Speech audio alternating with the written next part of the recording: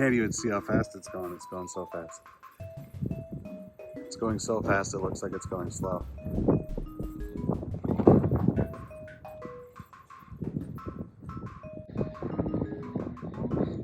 March 29th, it is so windy.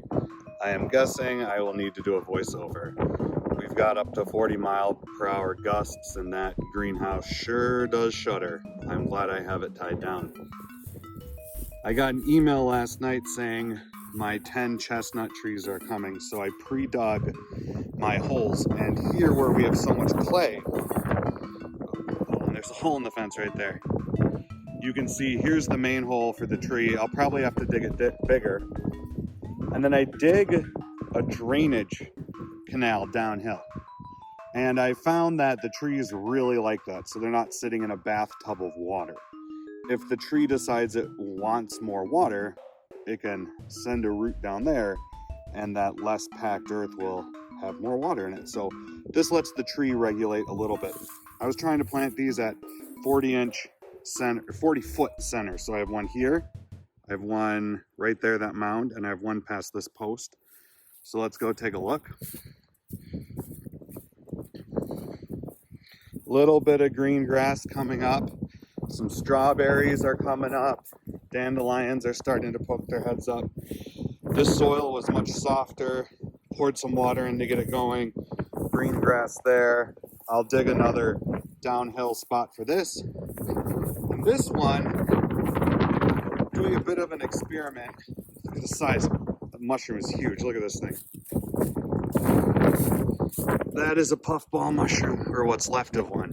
It's just huge. That's a burdock, which is obnoxious, but has a great taproot. It has a great rate of nutrient accumulation, and it's obnoxious. The deer don't like it, so they don't like pushing through them if they don't have to. Here's another hole I'm working on. This one I'll make a little bigger. I'm gonna add some dirt in here. This one will be a little lighter and airier, but it's gonna be right next to some hybrid poplars and pines, and I'm hoping it likes it there. I'm planting them in groups of at least 3 because they're wind pollinated. So this hill, back up a little, is a bit of a sun trap. So we have a hole here, we have a hole here, and we have a hole up there. And the zig is, the long side of the triangle's on the back, but this is 40 feet and that's 40 feet, and the back line is at least 40 feet. So dug those holes. The chestnuts are my main, they're my overstory. They are my big ones. They're my big trees. They're my big hitters. They are my oak tree analog for my oak savanna. Here's one of the holes. You can see I got the downhill trench dug for it. It's so windy today. This wind's from the south, which is actually not very normal.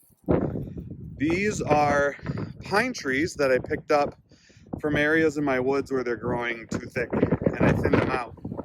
And they eventually will grow to be my western windbreak. I got a beautiful white pine right here, but that is not gonna do the job it needs to do. So I have cardboard, I have a weed mat, and I have dirt and sand on top of them. I'm gonna have to keep these moist. These might be, look at this little one. They might be harder to get to take than my fruit and nut trees. I also have to figure out how I'm gonna build a protective container around these chestnuts, because obviously the fence isn't done yet. But we have some extra material and I have some extra ideas, and we can make something work here. So here are the holes at the top of the hill. One chestnut's going here. That's to the west. Great windbreak. This is to the north. Decent windbreak. And 40 feet down here. These are all the holes for the plants I have coming.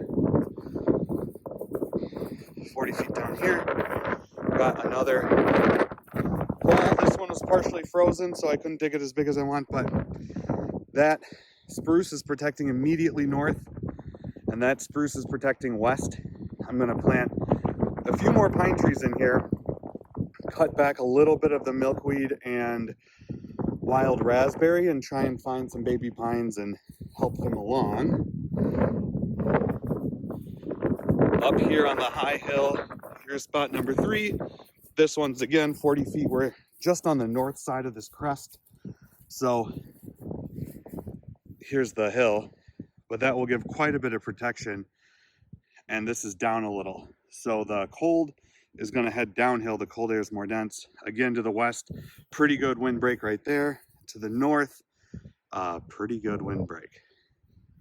And our last hole, this one's a little more exposed. I'm not too worried about it, because if we look to the north, we have a young spruce and we have 2 very mature spruces that will help block the wind.